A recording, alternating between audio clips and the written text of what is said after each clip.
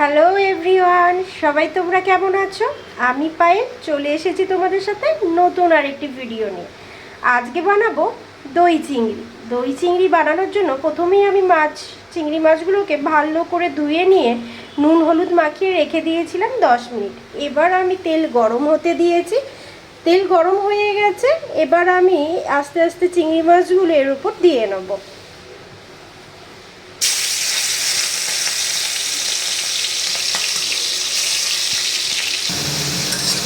চিংড়ি মাছগুলোকে হালকা করে একটু ভেজে নেব, বেশি কড়া করে ভাজবো না। আর এইদিকে আমি মাছটাকে ভাজতে বসিয়ে দই একটু ফ্রিজ থেকে বার করে ফেটিয়ে নিলাম। এটা ভালো করে ফেটিয়ে নেব যাতে না কড়াইয়ে দেওয়ার পর দইটা ছিটকায়, কারণ দইটা দেওয়ার সময় ফ্রিজ থেকে বার করার পর যদি আমরা সরাসরি দই দিয়ে দিই আগুনের মধ্যে, তো কড়াইতে অনেক দই ছিটকায়। তো সেই জন্য আমরা এইটা অ্যাভয়েড করার জন্য দইটা আগে থেকে আমি ফেটিয়ে নিয়েছি।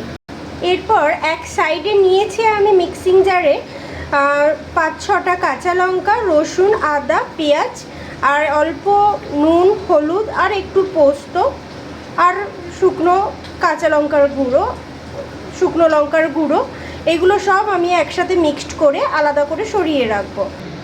এবার এই গরম তেলেই আমি দিয়ে নেব একটা তেজপাতা আর একটা শুকনো লঙ্কা। এবার এটাকে একটু নেড়ে চড়ে হালকা করে নেব। এরপর মিক্সড করে নেওয়া পেস্টটা আমি গরম কড়াইয়ের মধ্যে দিয়ে দেব। এবার এটাকে ভালো করে নেড়ে চড়ে নিয়ে এর মধ্যে এক এক করে আমি দিয়ে নেব মাছের ঝোলের মশলা, কাশ্মীরি লাল মির্চ আর দিয়ে দেবো ফেটিয়ে রাখা দই। আর দই যেহেতু টক হয় সুতরাং আমি অল্প চিনিও দিয়ে নেব তাতে টেস্টটা একটু ব্যালেন্স থাকে।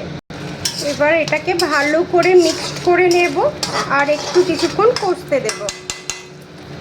কেউ যদি একটু ঘন না খায়, একটু গ্রেভি খায়, তার জন্য একটু আমি গরম জল মিক্সড করে দেব। এরপর আমি চিংড়ি মাছগুলোকে তুলে দেব আর ভালো করে এটাকে মিক্সড করে নেব। আবারও আমি কিছুক্ষণ এটাকে হতে দেব।